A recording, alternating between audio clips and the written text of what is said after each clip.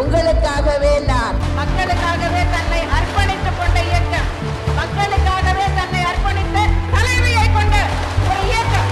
எனக்கு பின்னாலும் இன்னும் எத்தனை நூற்றாண்டுகள் வந்தாலும் அனைத்து இந்திய அண்ணா திராவிட முன்னேற்ற கழகம் மக்களுக்காகவே இயங்கும்.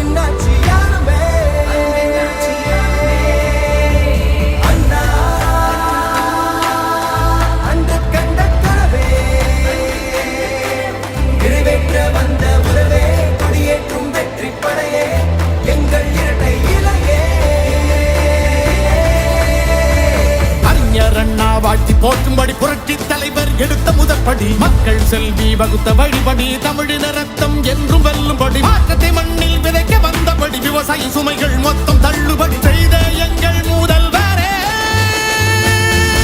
எடப்பாடி யாரே, எடப்பாடி யாரே, மக்கள்